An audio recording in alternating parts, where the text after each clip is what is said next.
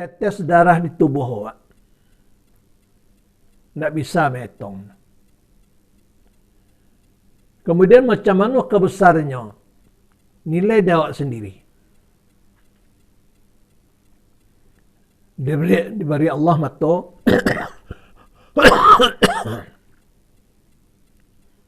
bantuk guli saja, tapi bisa melihat. Diberi Allah telinga bantuk tangkai kuali saja, tapi bisa mendengar. Nah, diberi Allah lidah dengan bantuk seperti itu, tapi bisa berkata. Cuba beri nilai satu-satu. Mata je cik, sabansai awak. Kalau datang orang menawar mau membeli mata awak, dia beli mata engkau cik 200 juta. Tak kamu menjual. Kecuali di Bali 200 juta, hak pakai tetap dia awak. Itu yang Bali tak lama dah. Bali di keluarnya. Awak nak kamu semeliar lagi di Bali nak kamu dah. Walaupun awak susah dengan duit. Jadi kalau kita hitung diperinci nikmat Allah dari tubuh awak kau bara ragu kau. Bukan ratusan juta lah, miliar. Nah, itu mengkau dikatakan Allah wa in ta'udu nikmatullah la tuhsuha. Kalau kamu hitung-hitung nikmat Allah tu tak bisa dihitung dah.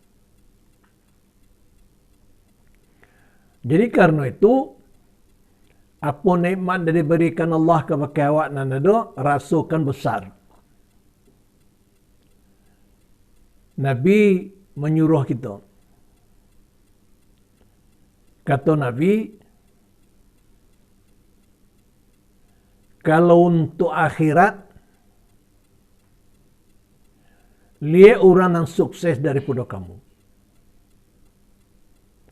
Kalau untuk dunia, lihat orang yang kurang darimu. Kamu akan bersyukur kepada Allah Subhanahu wa Ta'ala. Kalau untuk akhirat, lah jam-jam kini ko, musajid lah batutui. Yang kita sangka musajid itu kosong. Masih ada orang dalam musajid dan berzikir sembahyang sunat. Dengan melihat orang yang taat seperti itu, lebih pada baru terkena terasa jahilnya awak.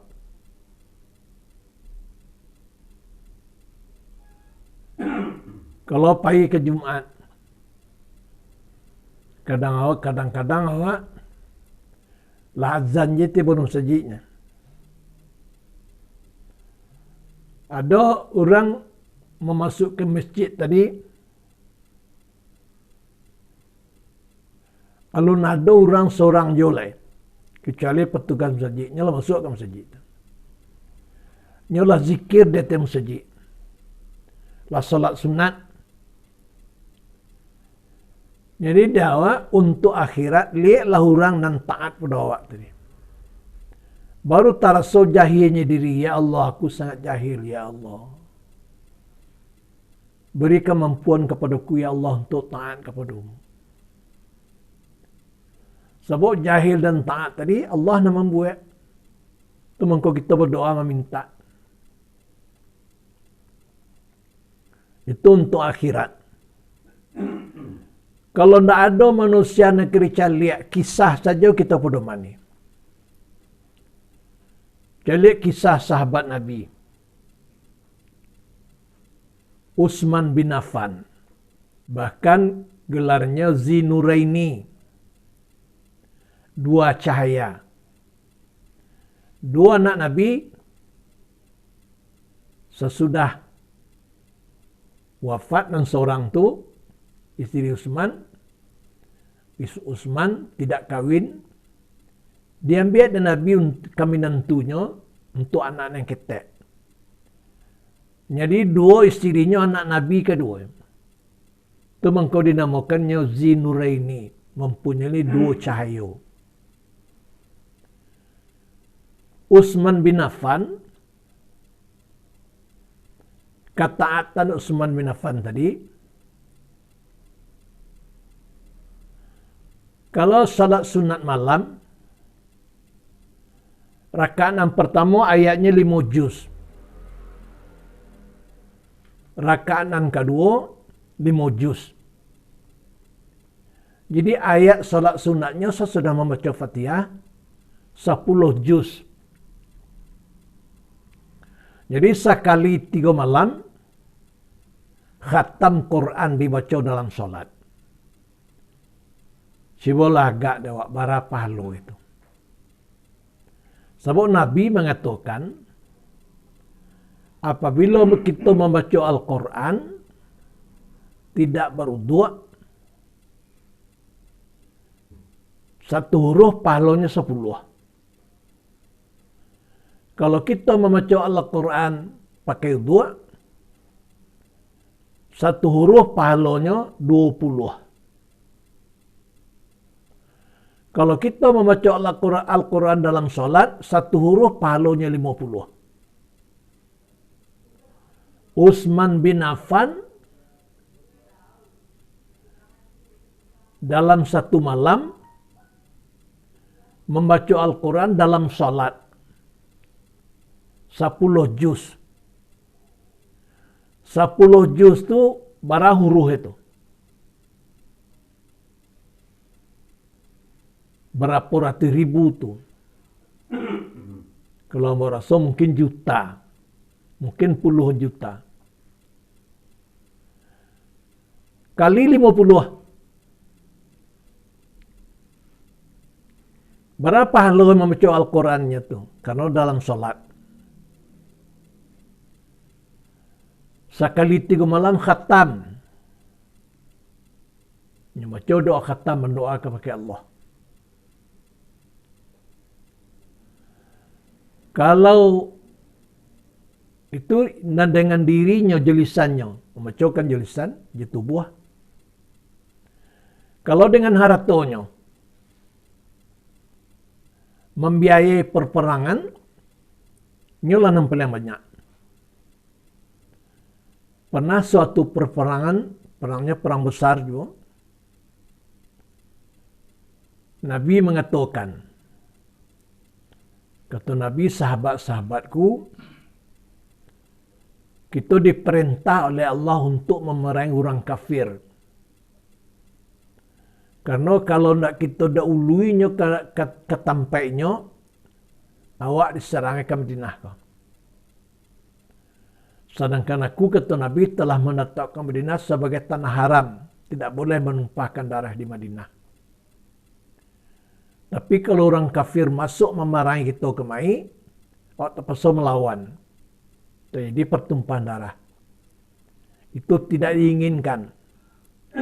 Karena itu kita akan mendahului disongsong ke jalan. Jadi Jibril sudah turun kepadaku.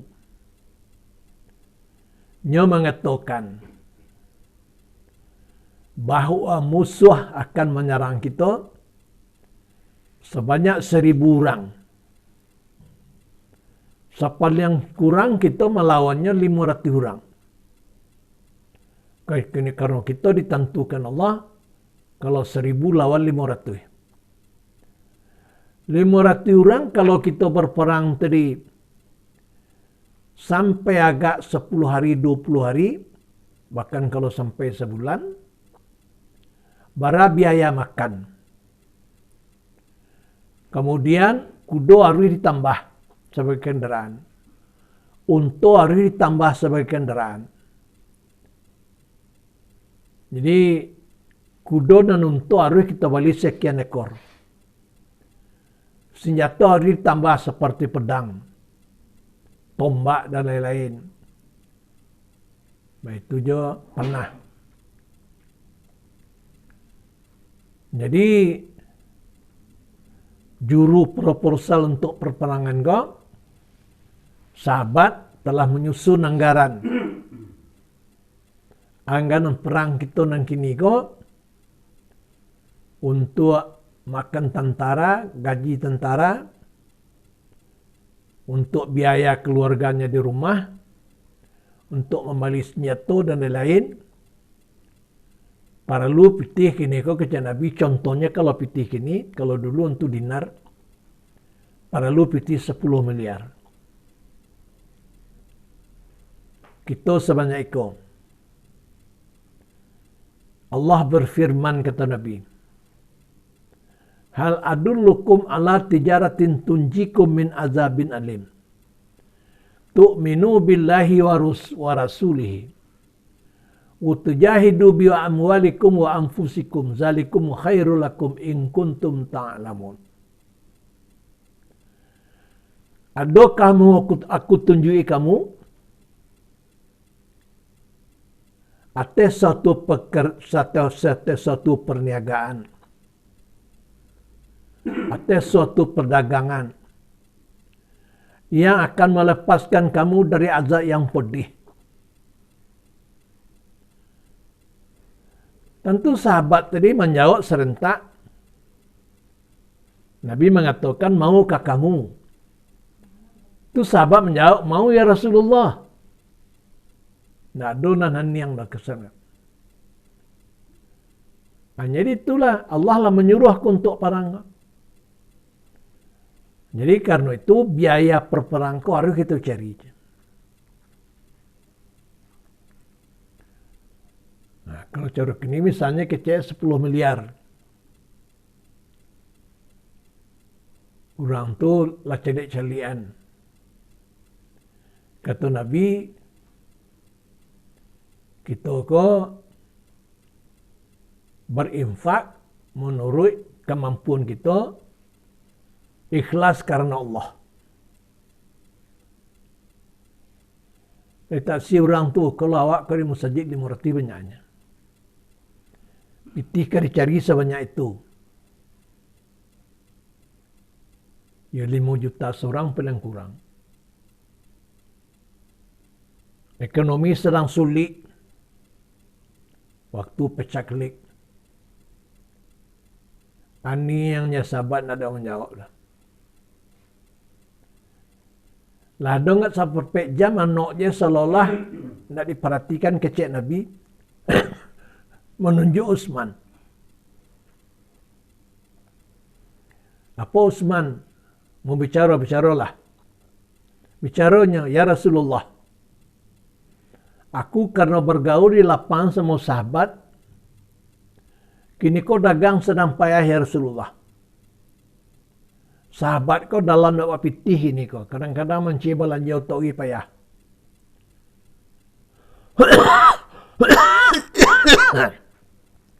Bah mungkin dia akan menjawab. Kini baik itu Rasulullah. Walaupun sahabat sedang tak berpitih. Tapi apa yang disuruh Allah tidak akan terhalang. Izinkan aku ya Rasulullah. Aku sendiri membiayai perang.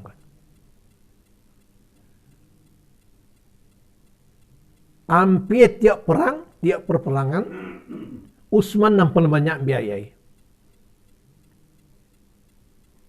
Karena sahabat Nabi yang paling banyak berbiaya untuk kepentingan Islam, Utsman bin Affan, Abdurrahman bin Auf. Jadi kecil Nabi, Utsman.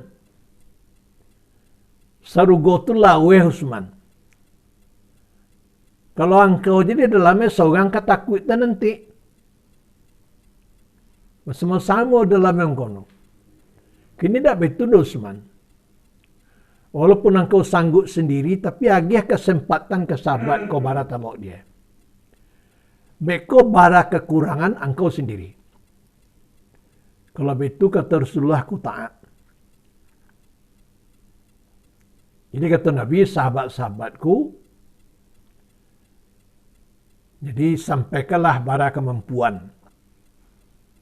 Walaupun piti nak dibawa kini, bila saja. Sebelum berperang, Tapi tercatat kini supaya aku bisa menjawab kepada Jibril bahwa dana lah terkumpul sekian. Nah, baru orang tu berkeluar pitih. Barat telok dia 10.000.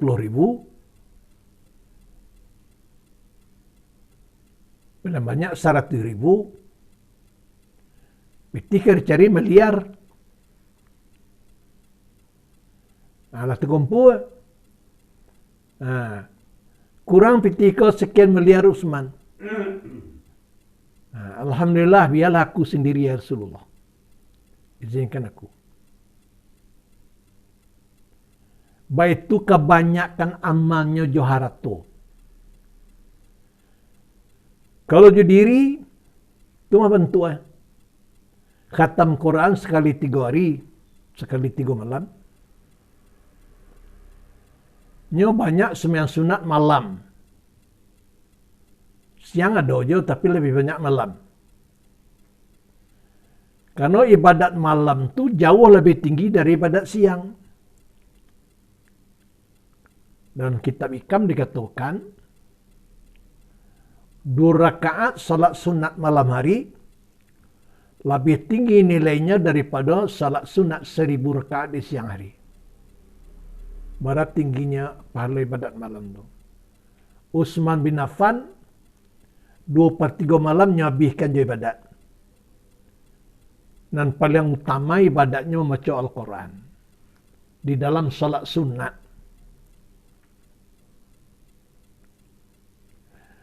Baik itu banyak ibadatnya. Apabila lalu di perkuburan. Menampak kubur tadi menangisnya. Nampak dari sahabatnya. Dia berjalan semua sahabatnya. Menetes saya mata ke janggut. Janggutnya tabah. Melampaui pada pusatnya janggutnya. Menetik-netik aja mata ke ujung janggut itu. Junjungan, kenapa junjungan menangis kini kau? Melewati kubur. Aku sadar ya sahabatku. Ikalah tampakku yang terakhir. Perkuburan. Akhir segala pekerjaan yang aku perbuat di dunia, aku akhirnya kubur. Jadi melihat kubur kau, ikut tampak aku, itu sebab aku menangis. Kenapa jangan menangis? Amalku sangat sedikit.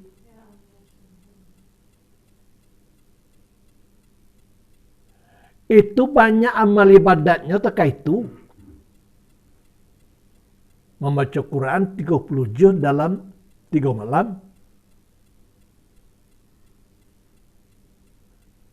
Sudah itu Joharato. Hampir kini itu biaya-biaya dalam Islam tadi yang diperlukan Rasulullah. Ini mengulangi bara pahala itu. Tapi apabila dia melihatkan kubur, dia menangis. Oleh karena apa? Amal ibadat yang nanakannya perbuat alun cukup untuk dibawa ke kubur lain.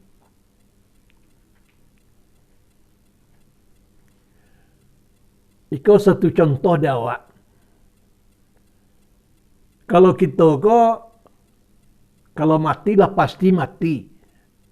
Cuma bila waktu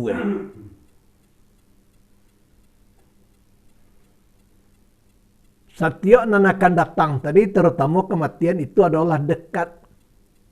Qarib, dekat. Rasakanlah kematian itu satu dekat di tubuh awak. Sudah dekat di diri awak.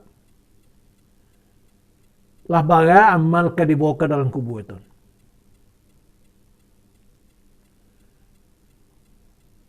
Lapo kali kita dalam sebulan melalui kubur. Bahkan bukan saja melalui kubur. Pai ke kubur menanamkan orang ke dalam kubur. Selalu kebiasaan kita. tapi tidak mengambil iktibar, tidak mengambil pelajaran. Seorang nan menghantarkan mayat ke kubur, tapi kok bukan mayat keluarganya, tapi menangisnya. Sambil memikul mayat itu menangis. Seorang tak kata.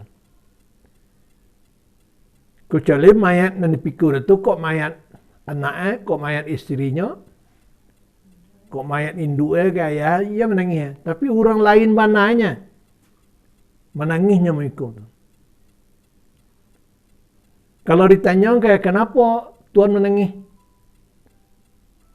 Aku kini ke kapai ke kubur. Kok aku ingat diriku akan masuk ke kubur. Apa kau nasib aku tiba dalam kubur? Tanya orang ke Utsman, kenapa Tuhan menangis memikirkan kubur? Tidak menangis memikir mahsyar. Tidak menangis memikirkan neraka. Kata Utsman, sama sekali itu azab di mahsyar, azab neraka, awalnya kubur kolahnya. Apabila seseorang selamat di dalam kubur, selamat di mahsyar, selamat dari neraka.